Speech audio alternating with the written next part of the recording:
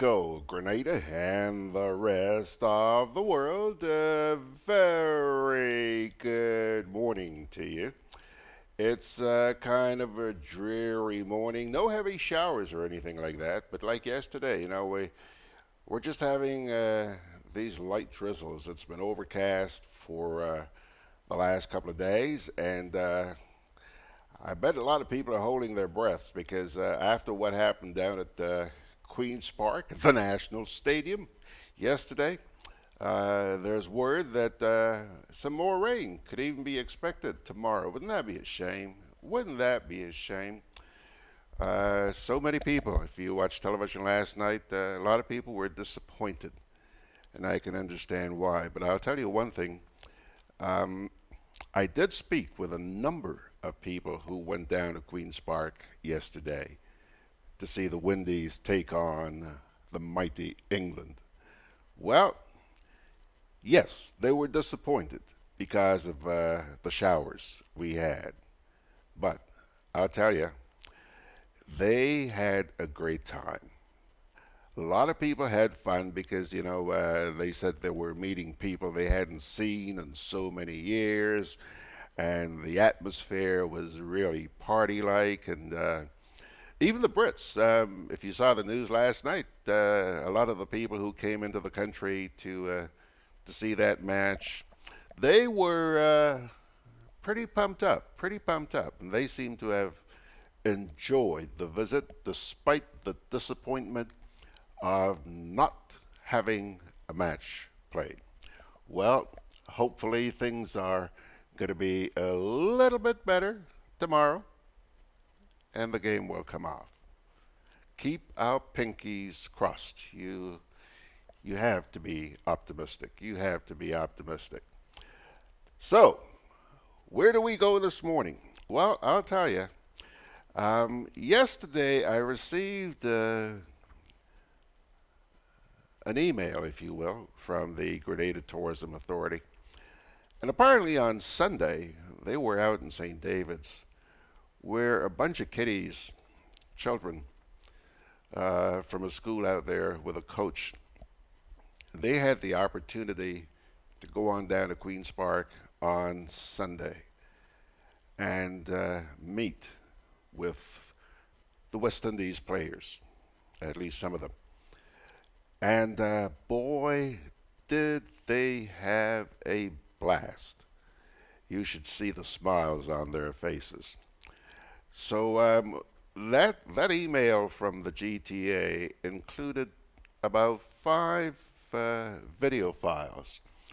And I'm going to run those video files by you this morning. Last night I sat and I just put them together into one video file. Not a lot of talking went on in that, but yes, there is some. And you'll just see how happy those kids were. It's like fulfilling a lifelong dream to meet members of the West Indies team. That's something that's going to remain with these kids for their entire lives.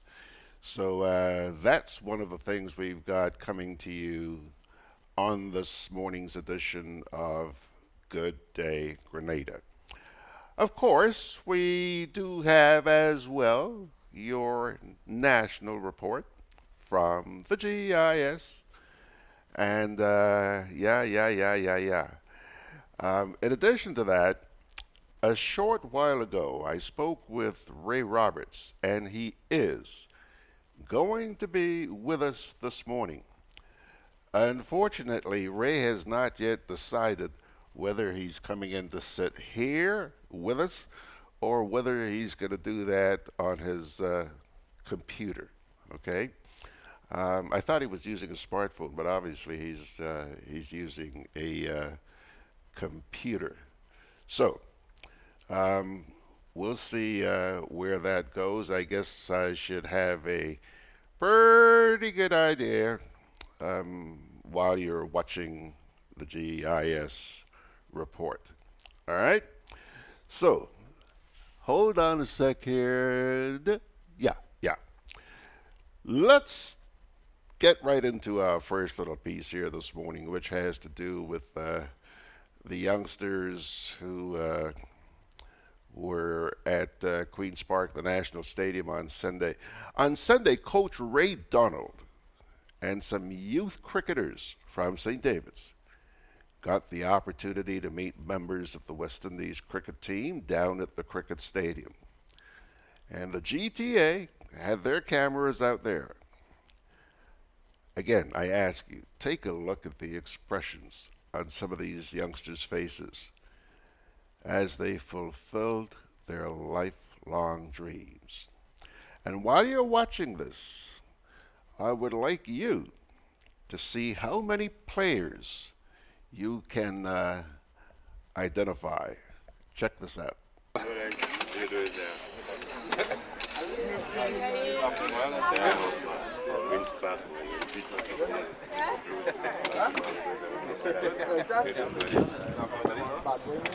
Hello, how are you? Hello, good?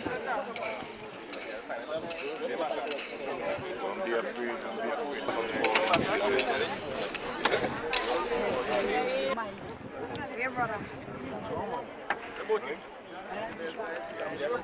You sure? What you sure? You sure that one can be not that bravo. Hold on, let me get out of it.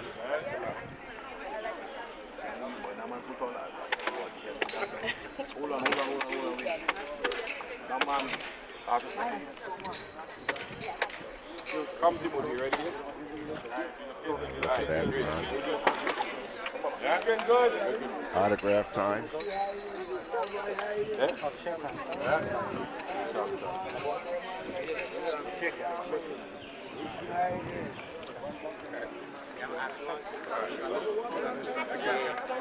Yeah, buddy.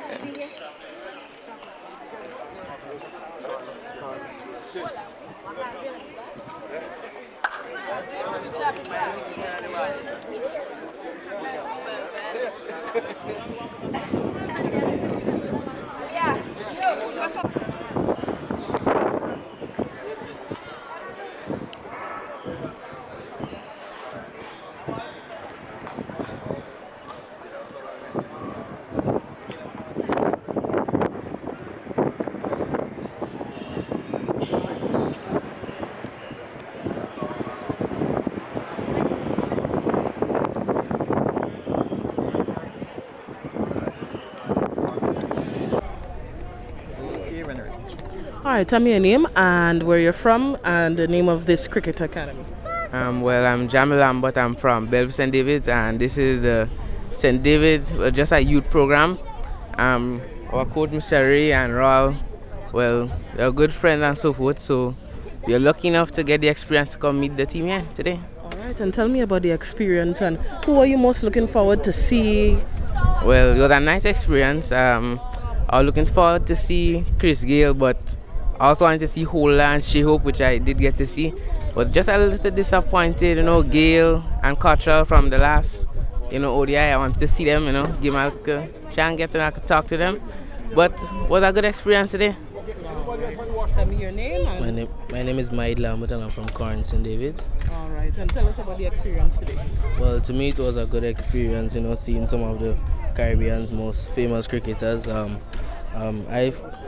found it as, a privilege because not many people get to see them.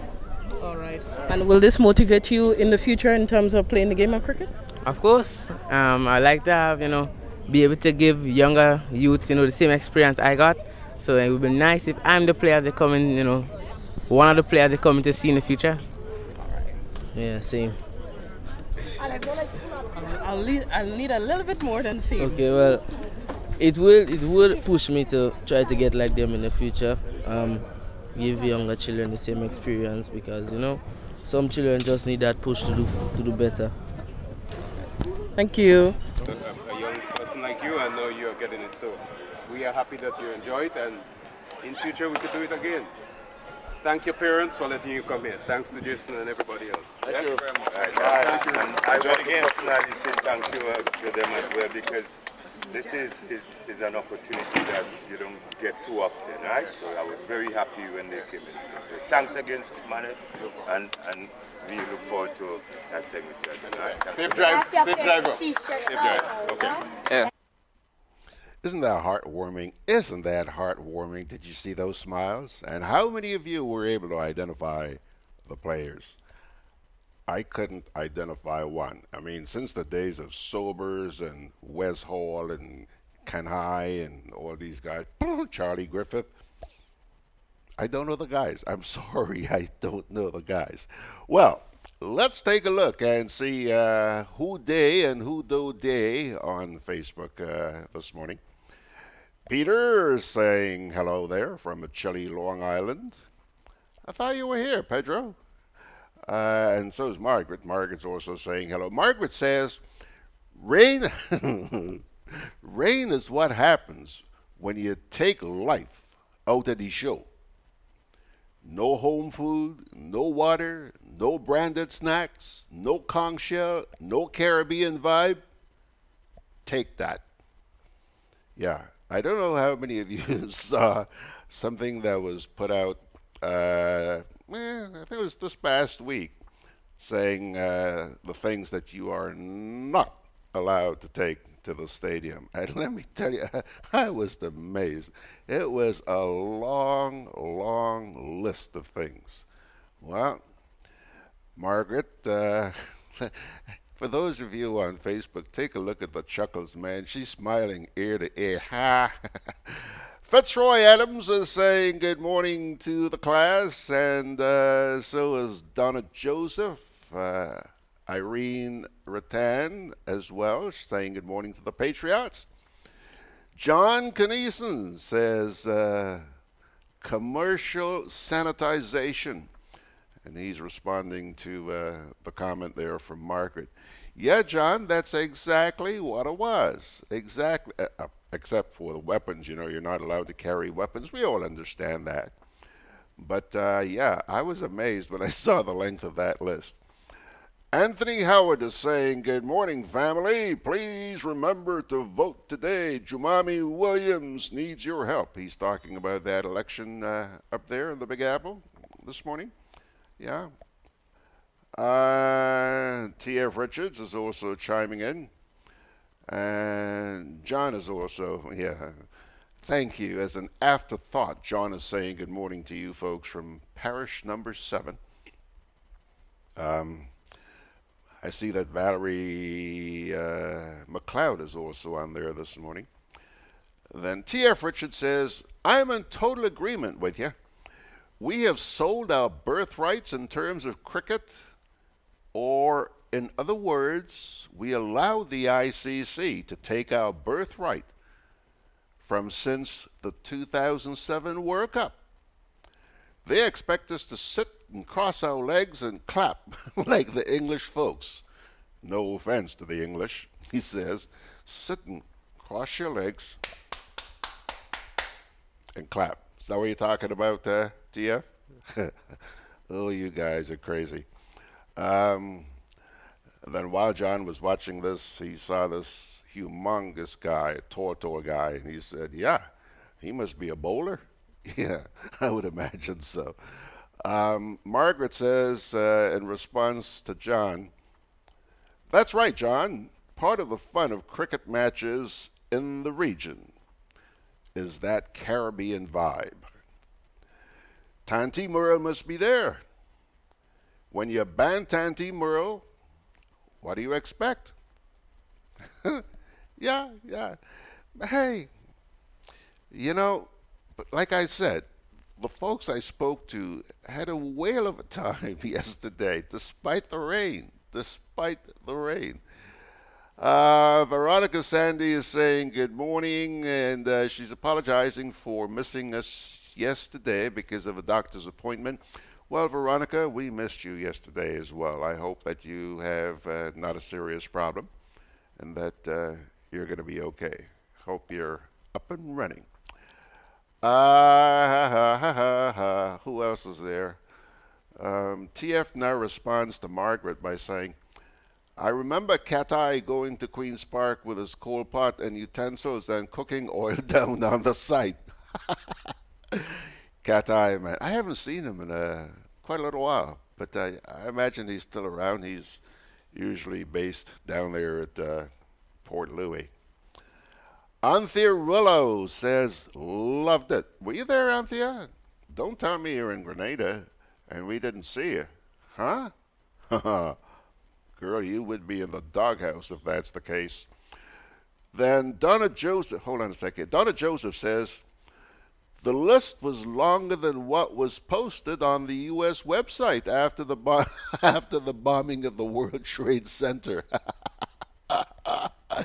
She saw the list. She saw the list. It was humongous.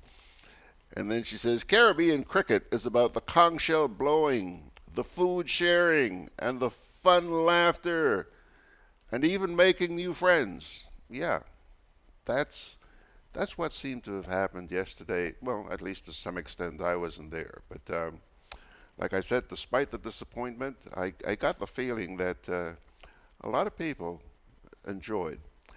And there was one person I can tell you who was not too happy at all. If you watched the news on the local news on television last night, I saw one guy who was not at all a happy camper.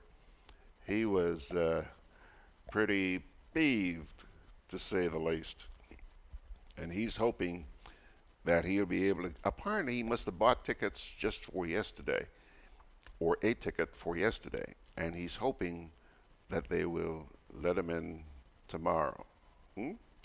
Now, there are some people who are really looking forward to tomorrow because apparently tomorrow is going to determine the outcome of the one-day series. Right now, I think it's tied 1-1. And tomorrow, hey, that's going to be the clincher. Go on down there. You have a great time. Pilgrims, let's take a little break here, and we'll come back with your favorite. Go ahead. Lick your lips. The National Report is up next. Hey, Lynn. Hey, neighbor. Here's the bill I asked you to pay for me. How did you get your electricity bill to be so low? For one, we size our transformers just for what we need. And we unplug transformers, chargers, and other devices when they're not in use. We also replaced our light bulbs with LEDs. They burn less energy, right? Much less. I even replaced the seal on my refrigerator door to keep the cold air in. And Grenlec is always advising us not to open the fridge too often. That's right. And my family washes and irons in bulk. With fuel prices changing all the time, how do you know if it is working? We pay attention to the usage history table. Over time, our average usage has decreased. So while Grenada can't control fuel prices, I can conserve energy and save money. GRENADA, energizing our Grenada.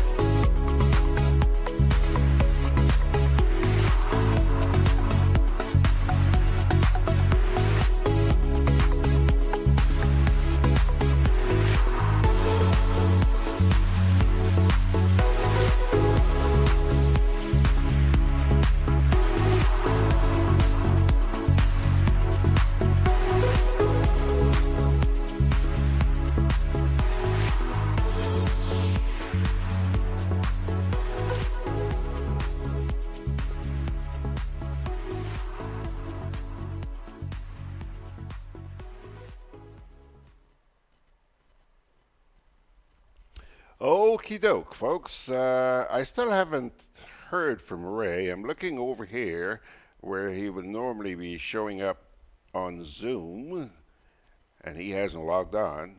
So I'm just keeping my pinkies crossed that he's actually decided to come in here in person, and he's probably on the way over. So let's keep our little pinkies crossed, okay? Until he gets here, let's take a look at the national report from yesterday. Here goes.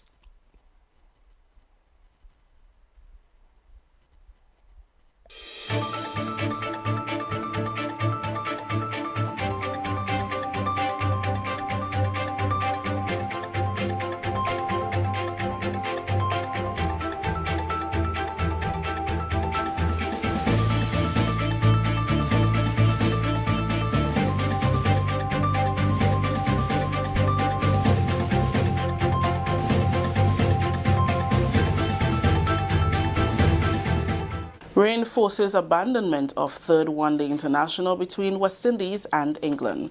We'll have details to this story and more in the national report.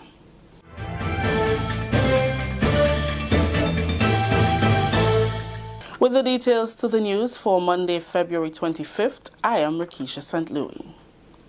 Persistent rain forced an abandonment of the third one-day international between the West Indies and England at the National Stadium on Monday. England won the toss and elected to bat, and match officials were hopeful that the rain will subside. But after repeatedly removing and replacing the covers, the decision was taken around 2:30 p.m. to officially call off the match. Fans who were eager to see their favorite stars play used the time to socialize. Head coach of the English team, Trevor Bayliss, spoke with members of the media. Bayliss said his team was looking forward to the game. Any game we lose at any time of the year is a disappointment. You know, everyone involved just wants to get out and play cricket. Look, I don't think it'll be, you know, in the long run, I don't think it's terribly upsetting in regards to, you know, the World Cup. We've also got, well, there's a few more games left yet, some T20 games, which, you know, will be an opportunity for him to play with, you know, a few guys going home after the one-day series. So, I mean, we know what he can do, and it's about trying to get those guys into form at the right time. And there's plenty of cricket to go. You know, whether that's the Pakistan series or early season in county cricket. No, look, he should be fine in 2 days' time. It was one of those things. He probably could have batted and fielded today. He said he could feel his ankle a little bit warming up to bowl. We took the conservative approach today and decided not to chance making it worse. I'd be surprised if he's not right for Wednesday. Windies interim coach Richard Pybus is disappointed that the game was washed out. He says his guys were ready to move ahead of the English team in the series. Very disappointing, you know, but it is what it is. We will be looking forward to the next one. Yeah, I think so. No, I don't think so. I think the side's in a good place, enjoying their cricket. I think we're very clear on what we need to work on. So, you know, I mean, ideally in this series, you know, you want to win every game. We want to win the series. We're clear on that. You know, it doesn't necessarily work out like that in the real world. So, but we know what we need to work on, and we're not really too hung up on the outcomes. I think coming out of this series, being clear, we've got a triangular in Ireland. There'll be a few lads away at the IPL. So I think we'll have a very strong sense of having been able to assess where we are, what we need to polish up in Ireland, and any key last steps in the UK before the World Cup. Weather permitting, the fourth one-day international will take place at the National Cricket Stadium on Wednesday. Windies and England team members and avid cricket lovers were treated to a warm Grenadian welcome on their arrival over the weekend. During a reception at Sandals on Saturday, Acting Prime Minister Honourable Gregory Bowen said Grenada depends on the players to be ambassadors to help the island market its brand throughout the world to boost the economy. We look at you as much more than sports personnel. We look at you as visitors and distinguished personnel who can help us in expanding Pure Grenada throughout the world. You are cricketers, you go throughout the world. And just as the press will do, you can really help Grenada. A little bit of economics. You know, Grenada, we were under the arms and the wings of the IMF and the international community from 2014 to 2017. And today, we have one of the fastest growing economies in the region. Why? It is because we look towards our assets, individual as they are. And one key asset is the beautiful nature and warmth of our people. It translates to tourism, and you can help us because we made a lot of sacrifices. Acting Sports Minister Senator Winston Garwe thanked Cricket West Indies for promoting the sport in Grenada and within the region. He urged the players and supporters to have pure fun in Pure Grenada. This game of cricket is about strengthening friendship amongst the nations and celebrating both individual talent and achievements through our collective and cooperative efforts as human beings. I trust that the occasion of this international sporting spectacle will also provide an opportunity for our visitors to share in our rich and diverse culture and enjoy the inspiring and beautiful natural heritage that defines our country. We thank Cricket West Indies and by extension the International Cricket Council for bringing the game to our shores. This can only help to improve the game of cricket in our country as well as the region. As a region, cricket is not just a game. It is a way of life for our people. The Grenada Tourism Authority, meanwhile, encouraged the visiting cricket lovers and players to bask in the beauty and warmth of the people and enjoy the cuisine and sights the island has to offer. This is the National Report. We'll have more news after the break. A taste of spice, welcoming our cricketers and fans to Pure Grenada, the Isle of Spice, showcasing our culture and heritage on Tuesday, 26 February on the Carnage in St. George's. England versus the West Indies. Cricket Rest Day. Come enjoy a taste of spice. Performances from top soca and calypso artists, pan, drummers, dancers, a mini carnival parade, arts and craft, and local food. From 6 p.m. to 10 p.m. The Carnage is the place to be. It's cricket, lovely cricket. Rest Day, Tuesday, 26th February. Sample a taste of spice. Hosted by the Grenada Cultural Foundation. No unauthorized vending allowed. Welcome back. Prime Minister Dr. The Right Honourable Keith Mitchell has commended the Caribbean on its considerable strides towards the collection and use of data, especially in sports. He was at the time delivering the keynote address at the 3rd High-Level Forum on Statistics on Friday. Dr. Mitchell highlighted the practical use of data in cricket to reference previous scores and individual performances and make improvements to the game. He said in years gone by, it was impossible to keep track of scores due to lack of data. You realize in recent times we are witnessing the England-West Indies series of matches. And you know how far we have gone with data collection and analyzing data. You've heard the commentators over and over speak to how bowlers attack a certain batsman because they do research on how many times that batsman gets out with a specific ball. And what type of bowler that is, that he has a certain weakness for.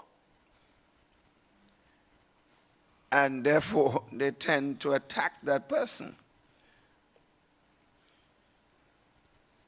in that particular context. Similarly, batsmen get to understand through data collection of certain bowlers. Dr. Mitchell encouraged the regional leaders to invest in the practical use of qualitative and quantitative data and statistics.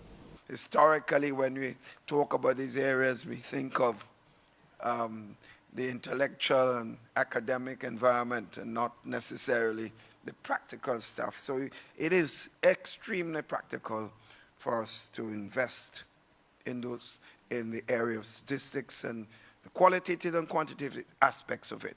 Finally, Grenada continues to reap tremendous benefits from its partnership with the Maria Holder Memorial Trust. The latest came on Friday with the handover of medical equipment to Dr. Beverly Nelson, pediatric consultant at the General Hospital. Donna Clark, project manager of the Maria Holder Memorial Trust, spoke to the benefits of the donation.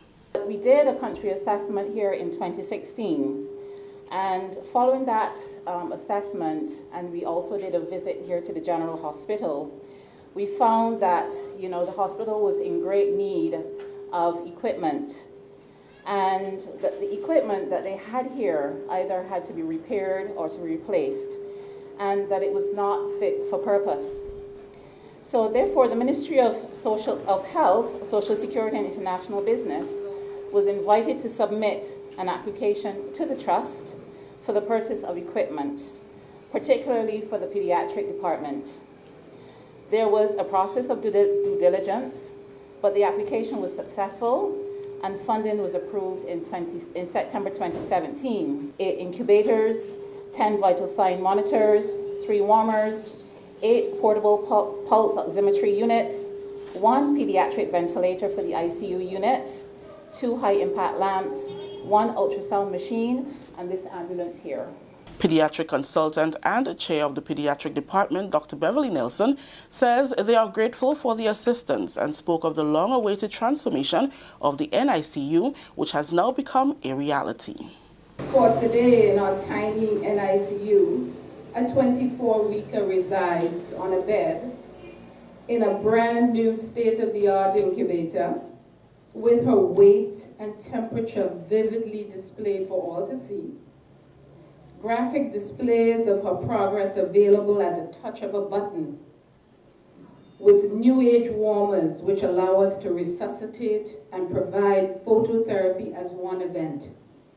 All of this allowing us to access so many new features that ease the burden on all staff members, and most importantly on the patient. It has been a dream of ours forever to move from the tiny unit that we're in to somewhere that will provide hope, space, joy, and allow us to care for those beautiful babies in a fashion that they deserve. So we continue to hope, as we now have our designs in place. Chief Medical Officer Dr. George Mitchell spoke of the mutual partnership and the fruits that the hospital services have reaped.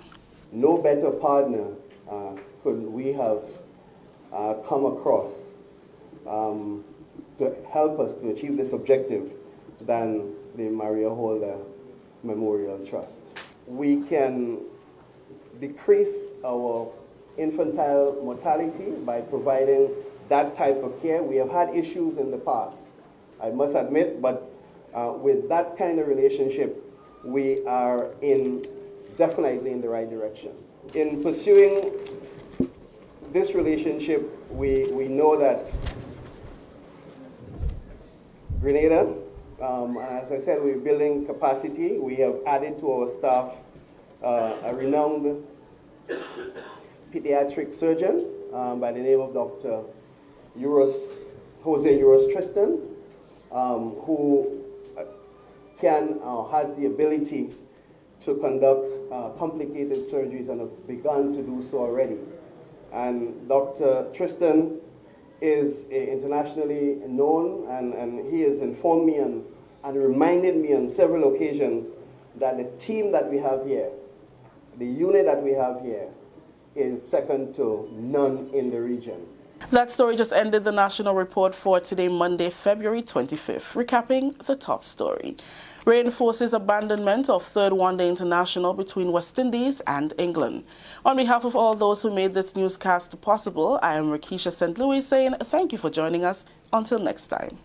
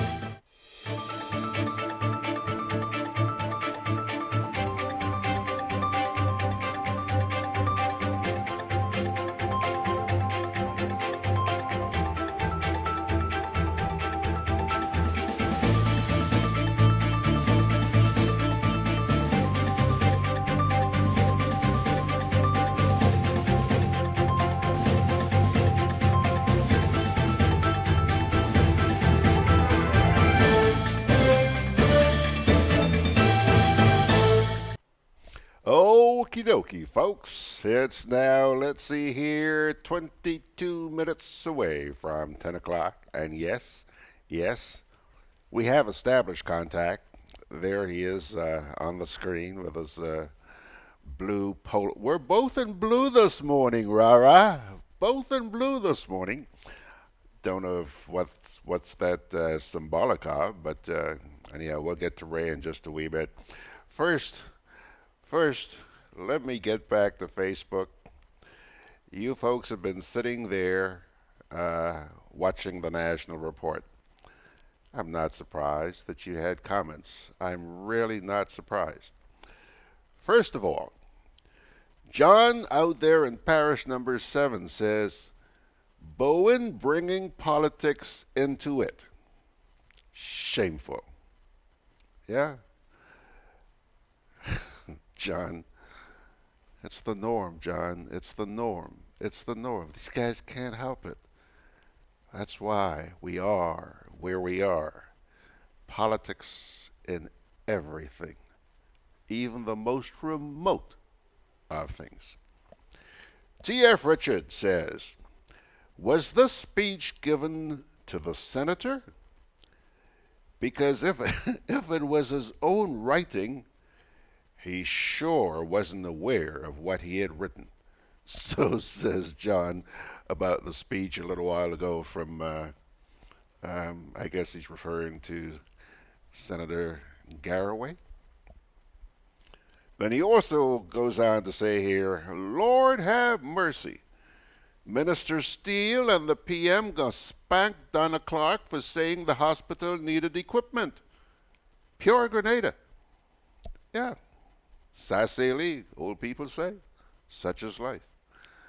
And Jennifer Myers has just joined us and saying good morning to everybody and wishing us a blessed day with a couple of hearts there. Thank you very much for those hearts, Jennifer. Nice to see you. Okay, so Ray is here, and I think we better just take a quick little break here, and we'll come back and see the matching blue shirts. I'm on the cheap this morning. I'm wearing a T-shirt. He's wearing a golf shirt or a polo shirt. Back in a minute. I'm always on the move. Training, traveling, competing. So it's good to know I have Co-op Bank in the palm of my hand. Introducing e-banking, one of many customer convenience services from Grenada Cooperative Bank. And there's more to come. It's swift, simple, and secure. Welcome home.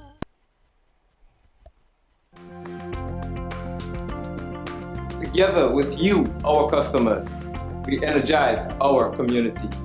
Together with you, we energize our economy. We are working together to give our nation a better tomorrow. With you, we energize our future. Together, we energize our nation. Thank you for partnering with us as we energize our Spice Island. GRENLEC, energizing our Grenada.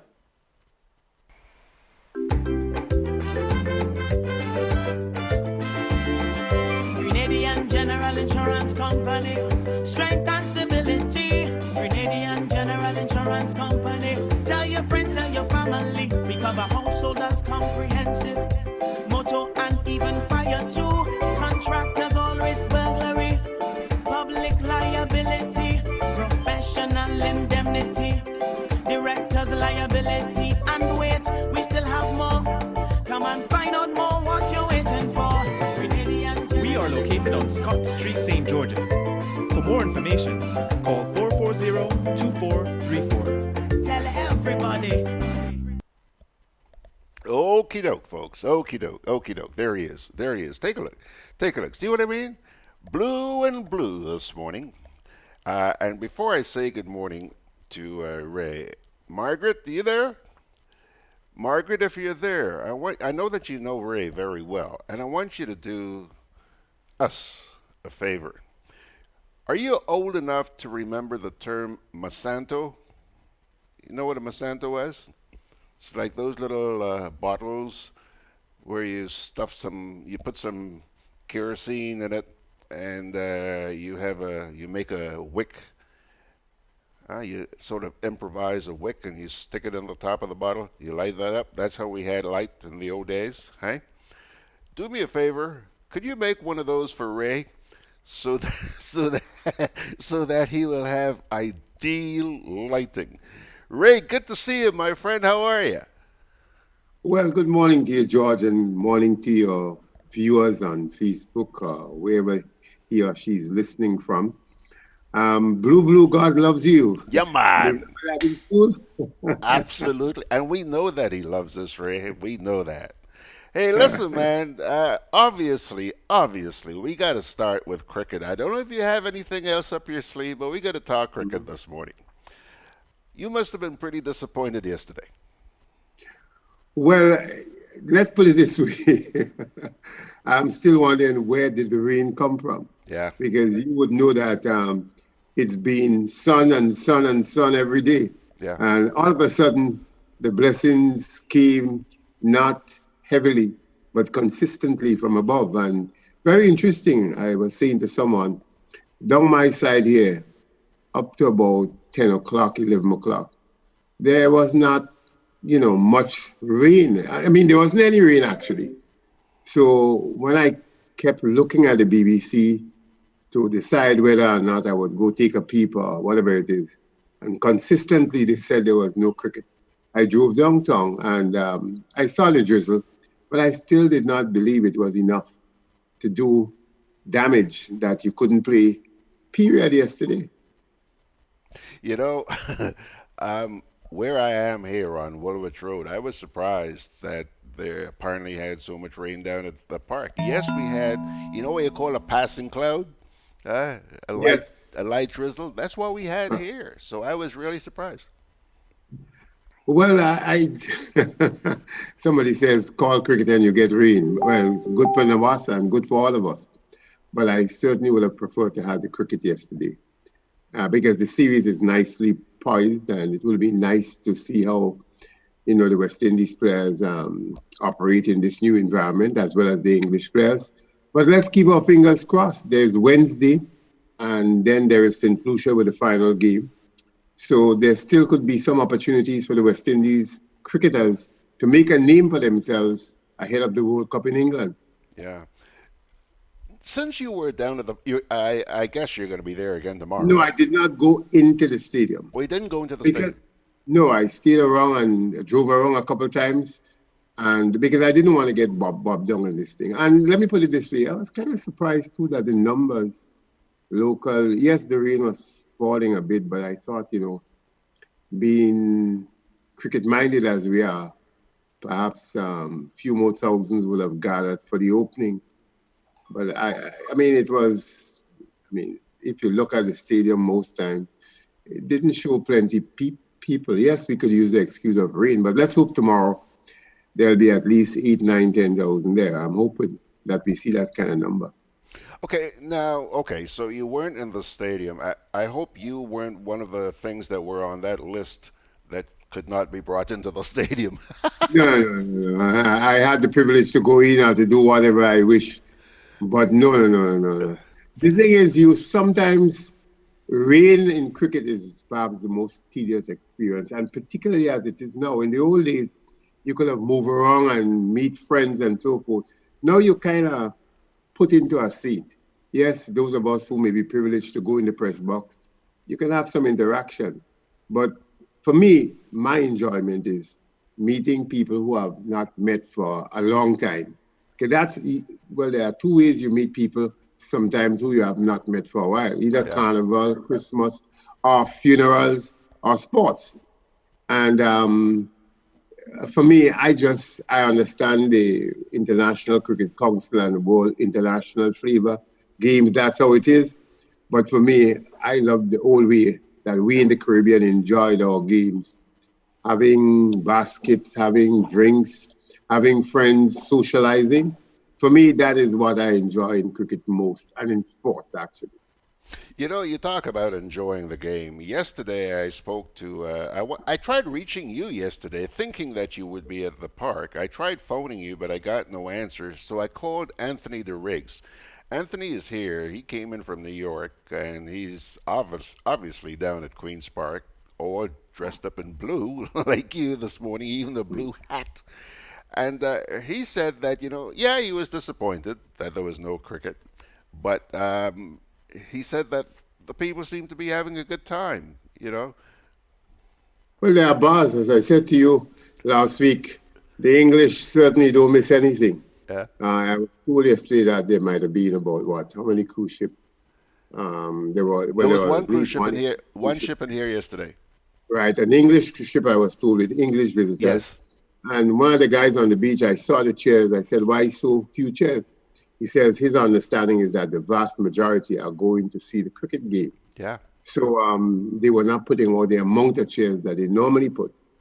And I suspect once there's a bar with beer and rum punch and what have you.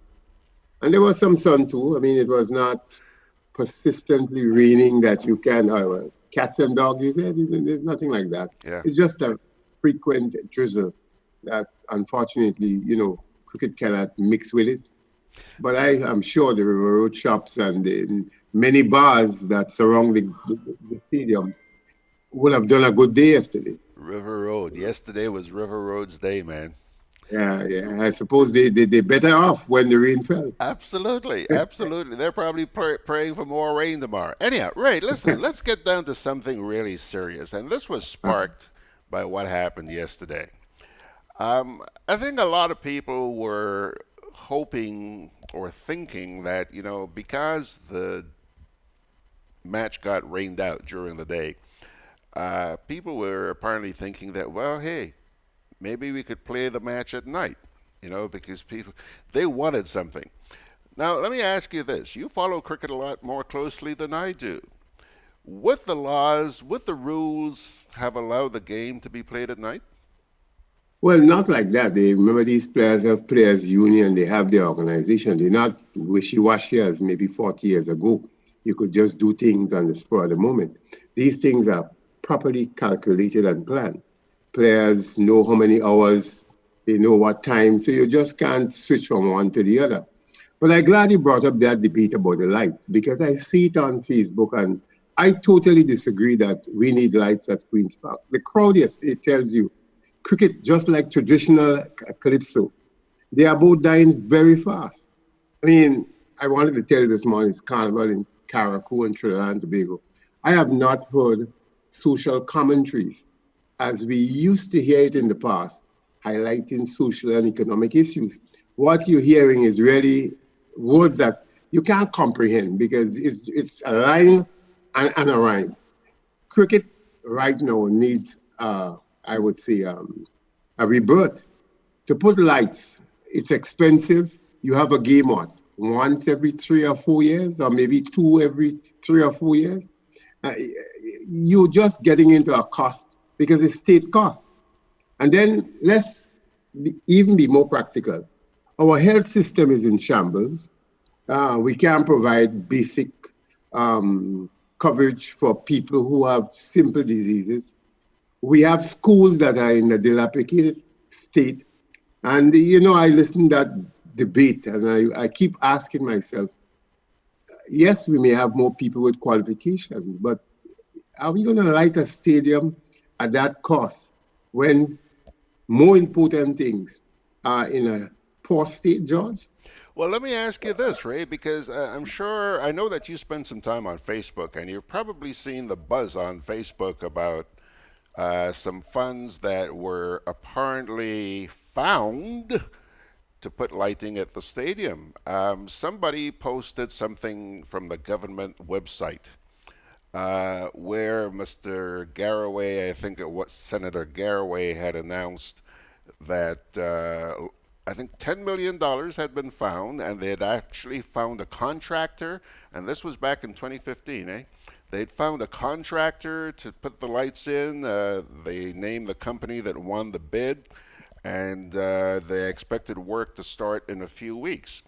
And so the question on Facebook these days is, what happened to the money? Now, when I saw this thing on Facebook, I thought, in this day and age, you have to try and verify these things.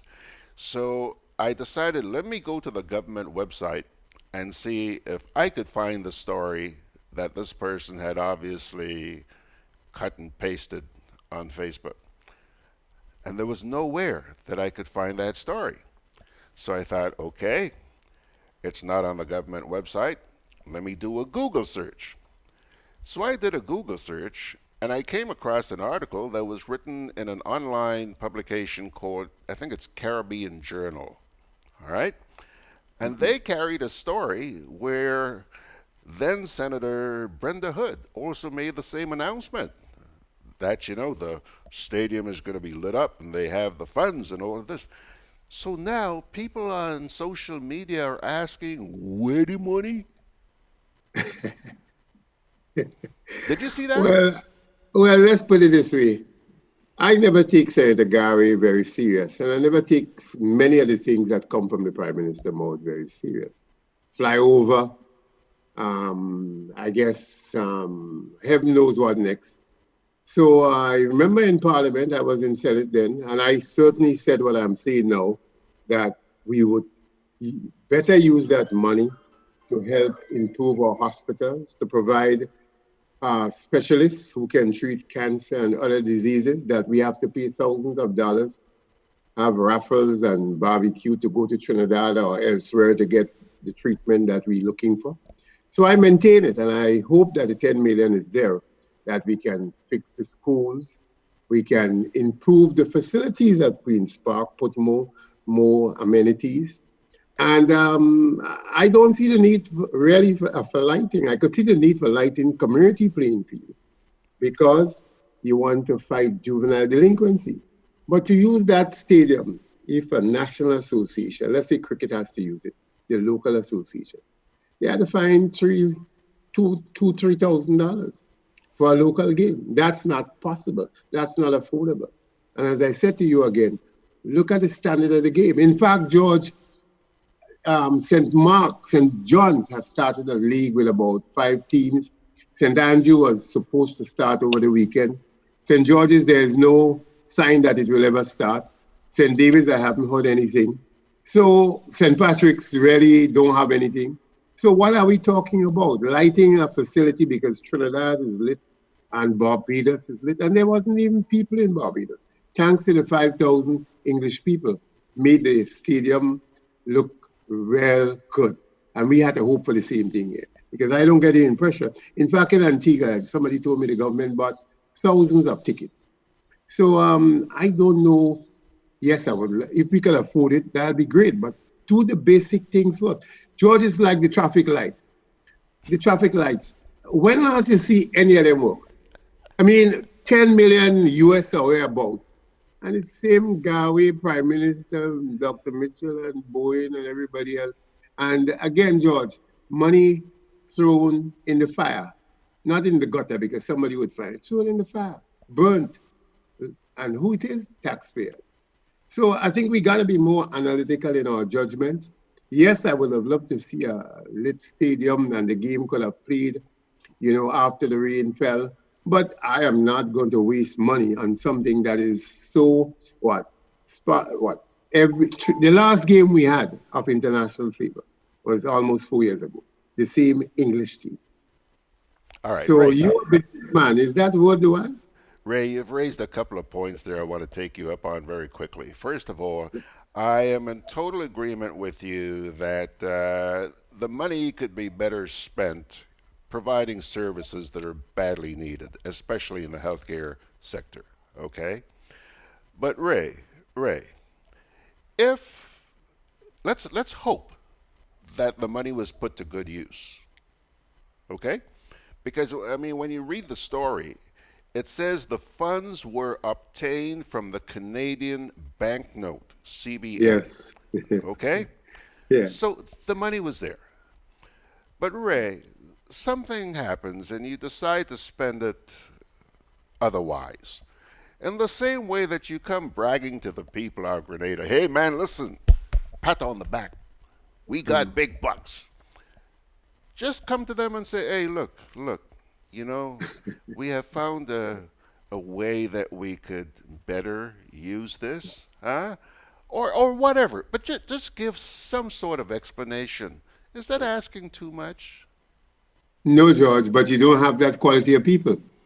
You're asking for things that you really do not have the culture that possess that kind of talent or that kind of courtesy. So you're asking really for an impossible thing. I mean, that would be the proper thing to do. I gave you something, say thanks. And you don't want to say no thanks. But that is not a Grenada tradition anymore. That is not a Grenada habit anymore. The traffic light tells you that we really don't care about anything. I mean, it's not working. And do you hear the chamber? Do you anybody, perhaps when I was in the Senate, might have been the only person who made a comment of it.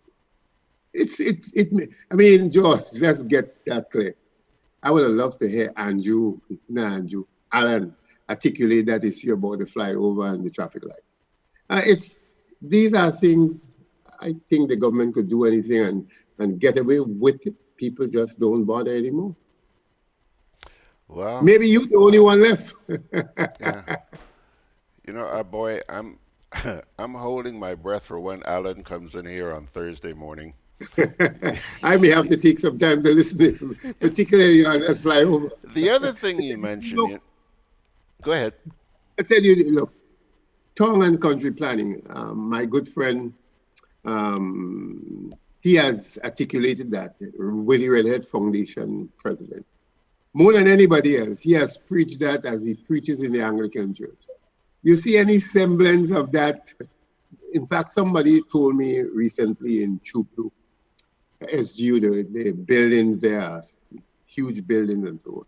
And they said to me, every 3 days, the sewage truck has to come there and suck away feces from some of the buildings. Because if you leave it there, it's going to flow out and create,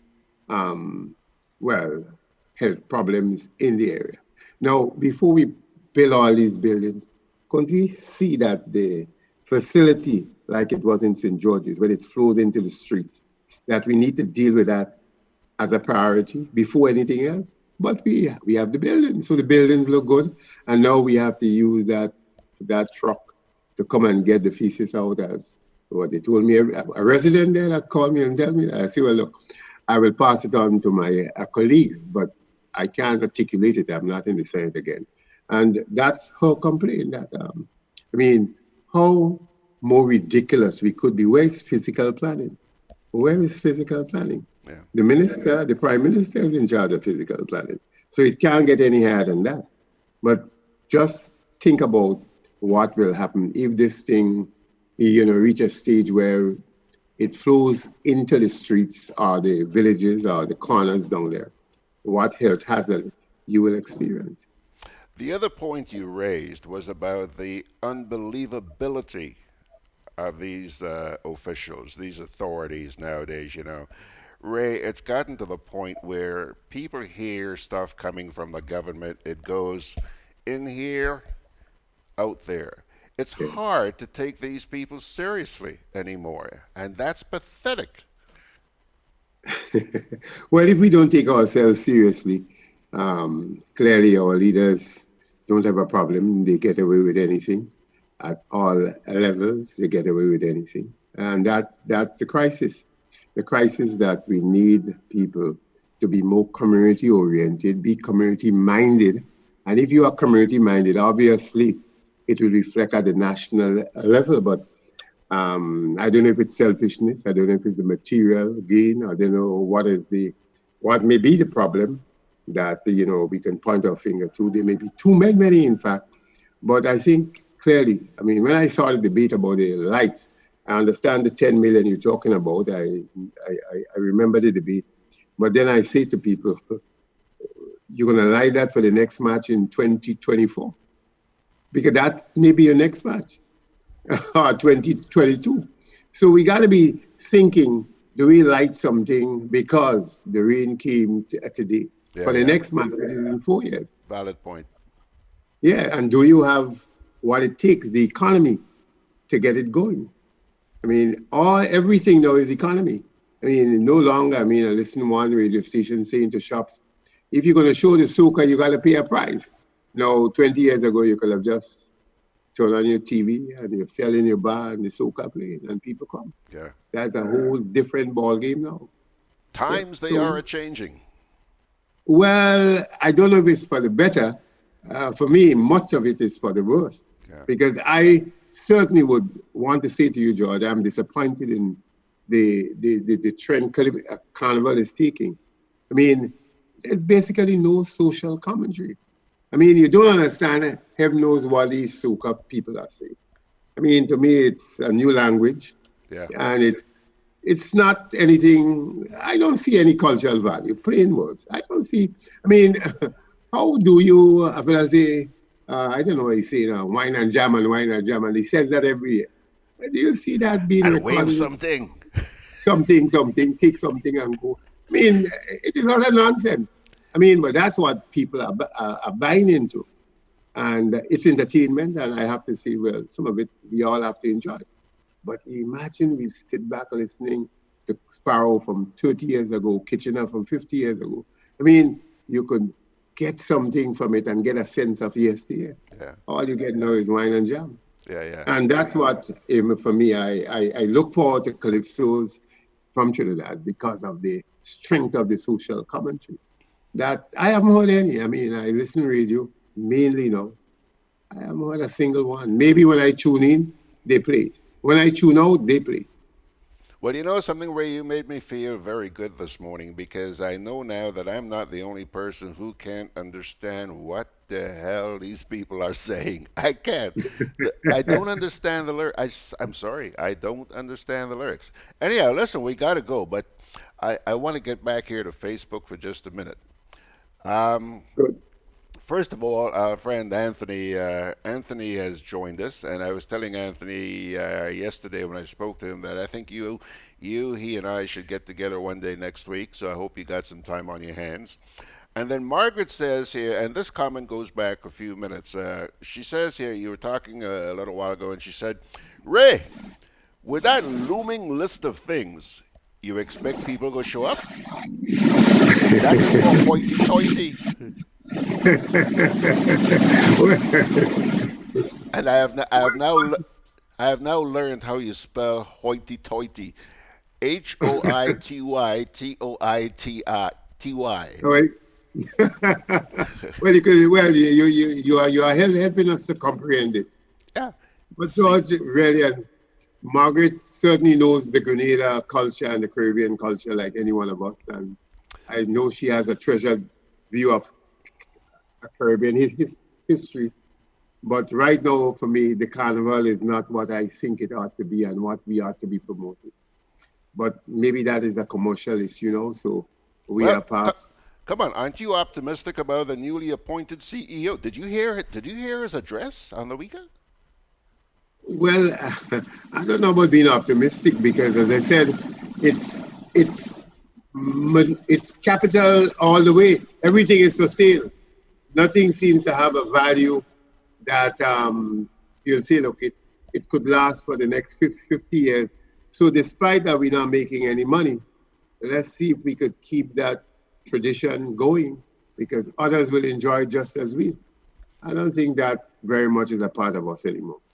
By the way, Margaret says, you remember we were teasing you about the lighting earlier on. She said, now he has half light and half dark. He's getting there. It's getting better.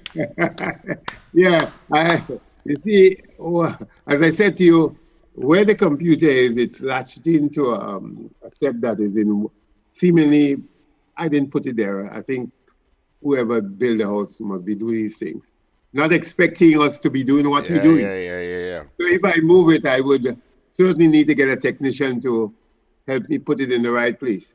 But we'll get it fixed. I'll get some lighting improved, and hopefully next week there'll be, if not 100%, 80%. Listen, man, we're just going to buy a flashlight and put it on you. Boing!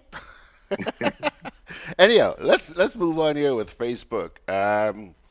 So Anthony says, good morning. Margaret also says, Ray. Oh, no, I read that one already. Anthony says, I went to get water in the stadium around 9:30, and it was difficult finding water. No joke. Well, they sell water. I don't know if he went to look for it from a pipe, but I know water is sold plentiful. Anywhere you go, $5 for the small bottle. And I think the big one is about 10 or 12. Yeah. So if you're looking for the traditional way, that might not be that available. But you're looking for it from the people who are selling, get some money and they get you water. Margaret says, and yet you ban people from bringing water. But that, you didn't see that list, did you? Well, it's an overseller, it's an overkill. I don't know. To me, the region may need to have a dialogue with the ICC to get some kind of concession for the small islands. Because, you see, you go across the small islands, and even in Trinidad and other countries, and Jamaica, there are some traditions that keep cricket going. And when you cut it, it kind of take away people who look for that social interaction inside of the cricket. Not many of us are going to pin to a seat because Georgia can't go wrong. Some of them might try to go around and somebody will say, Ray, you're barring me. Ray, you're creating inconvenience. So it's not, and then sometime again, the cost, there's a restaurant, but some of us don't have the money to pay $25 and $30 for the specialities. Yeah. So there are a lot of factors. But Margaret's also making an important point here. She says, I bet you could have found every sugary drink, though. Well, it's cheap. A sugary drink, a Coke sweet drink, even though it's bad for our health, particularly when you get to the senior stage, it's the most available, cost-effective thing. It's on the market. And Anthony said exactly. Anthony says, yes, I have to settle for one for $10. I guess he's referring to the water. Margaret says, the problem with that food thing is that so many people have to be on special diets. What are such individuals to do? Well, I guess they'll allow you. Well, they are accommodating you with, something reasonable. They call it whatever is reasonable. That's the word they use, reasonable. I don't know. I still lucky I can eat everything and anything. So far, so good. Yeah. So far, so good. So far, so good. I hope it stays that way. John and go ahead. But they have a variety of foods in the, there are good caterers who provide you with whatever your diet may require. As I said, it costs perhaps sometimes a little more than you can afford. John in Carriacou says, We have lights at our Carriacou mini stadium, yet they have been used maybe twice a year.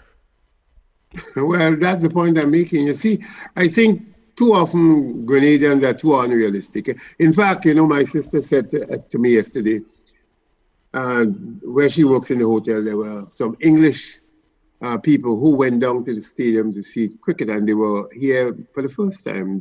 Apparently they coincide their holidays in Grenada with the cricket. And when they came back, they said, this is a massive stadium for a small country. And they wanted to know what is the population. 100,000 or thereabouts, she said, or whatever. But the thing is, where they live in England, yes, they have a facility, and there are more people, and it's not as big as ours.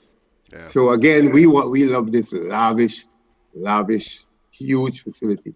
And there's no way in the world, unless the Pope comes to Grenada, I don't know, well, Trump may not attract that crowd, but I know Reagan did attract a huge crowd. But there's no way you're going to fill this thing, because it's 16,000. So really and truly, the athletic stadium is the correct size, correct space. What is about 7,000? That's what I think countries like Grenada need. Not this 15 and 20,000. That's not going to be, I don't know. I doubt that will ever be filled. The opening was filled because it was it was new. Australia was here. I think was Junior Murray on the team. I ain't too sure. I doubt he was on the team, but I mean his representation in West Indies cricket was very much part of the fervor that brought us out in great numbers. But I don't see this thing being filled to capacity unless, George, unless we produce some more Kirani James. Yeah. Finally, Sharon Roberts says, we need accountability. Where is the money that was there for the stadium lights? So you see, I'm not the only one asking the question, Ray. Well, I agree with you, but I'm just saying to you, I say to people, I remember when I was growing up, there was the chamber, and there was the conference of churches, and there was one of the Hoskin Huggins. I think he died a couple of years ago. He was a Vincentian, but he used to be in charge of Anglican. And I remember these guys, they were very much involved in the social aspects of Grenada's development. And they were questioning the leadership of the country then, Sir Eric Matthew Gary and so forth. I don't know, let's put it this way. I don't hear anything from the chamber. I don't hear anything from any of the so-called major stakeholders. I mean, civil society, the churches. Yeah. And all I'm saying, I'm not talking about helping any, being a part of the partisan politics. I'm just saying, should we not take a part in things like pension for workers or for people? Because now workers, everybody is a worker. Should we not take part should the wider society not engage in health for all? Because it's all people. George, you and I will perhaps end up in the hospital at some point. We can't get fixed home. So where is the participatory level that we once had in Grenada, in just about everything? You're not seeing much of that or any of that again. Yeah. I mean, for the year, I have not heard any major organization talk about any wider plan, except maybe to call on the trade union and the government to talk and to talk and to talk and to talk. Nobody is offering a solution. I mean, let's take the NIS. We all will benefit from the NIS, those to come. And the actuaries who are not political, they are from the International Labour Organization. I think they're paid by some international fund to do an analysis here. And they say we must treat with this thing to recognize that if it has to provide continuous coverage for a certain number every year, it has to grow. Yeah. Have you heard anybody at the Bankers Association or anybody say, look, this is how it should be, this is how we would suggest or recommend? Nobody says anything. Yeah. So I mean, George, it's a quiet, very quiet society. I mean, I must compliment J.K. Roberts, because the constitutional thing is dead now, but he has formed a group and they continue to look at ways they can engage the people and perhaps revisit what we were trying to change sometime in the future. So there's some engagement that, while not many of us are participating, but the few who are, I'm sure they'll offer us ideas that we can chew on. Yeah. All right, Ray. We're going to have to pull the curtain down here. I've taken 17 minutes of these good people's time. So, yeah. But thanks a lot, bro. Now, let me ask you, you going to the park tomorrow? I am, well, let's put it this way. I will go there. If there's cricket, I'll stay. But if there's no cricket, it will cost you to stay. You see, being who I am these days, I have to be careful how exposed I am, because my pocket could be in frequency where I don't want it to be. Dip in my pocket for things that I don't show I really value much. And make sure you buy and bring your own bottle of water before you get there. No, water is never a problem. I'm talking about you meet friends and they say, you got to do this, you got to do this. People don't realize the elections are over. You're going to get that clear. And that's what I'm talking about. For some people, it continues, and therefore you are committed to do something. Yeah. Something, whatever something is. Thanks a lot, Ray. George, you have a great day and God bless. God bless you too, my friend. Good. Mr. Ray Roberts. And let's take a little break and come back, wrap it up. Juve chocolates, cocoa nibs, and cocoa balls from Diamond Estate Grenada are now available at Amazon.com, Amazon.ca, Amazon.co.uk, and GrenadaMarket.com. Try the sensational touch of nutmeg and a touch of ginger chocolates, 75% dark and rich, 100% pure cocoa, and their 60% dark and sweet chocolate bars today. Amazon Prime members enjoy free shipping on these orders in the USA, Canada, and Europe. GrenadaMarket.com. When you can't come to the island, the products of the island will come to you. With free island-wide delivery, Hubbard's Building Supplies and Lumber Departments continue to provide the best quality lumber, steel, tiles, plumbing materials, electrical, and general hardware supplies at competitive prices. We continually consult with builders, homeowners, and contractors to improve product range and services. Enjoy discounts where applicable, including the use of credit and debit cards. At Hubbard's Building Supplies, Grand Anse, and Lumber Department, Carenage, we offer quality service, affordable prices, giving you the convenient, reliable, free island-wide delivery. Call 440-2087 for all your home improvement and building solutions. Alrighty, folks, I don't have anything to read to you this morning, but I'm just going to quote you something off the top of my head. Inspirational. I think it comes from the book of Proverbs, Proverbs chapter 3, if I'm not mistaken. Trust in the Lord with all your heart. Lean not on your own understanding, but in everything that you do, acknowledge him, and he will direct your path. Pilgrims, thanks for the 20 minutes extra time that you gave to me this morning. I do appreciate it. I'm going to scoot now, go feed my face, and hopefully we'll see you tomorrow morning. Until such time, Georgie Porgy sending God's blessings your way. See you at 9 tomorrow morning.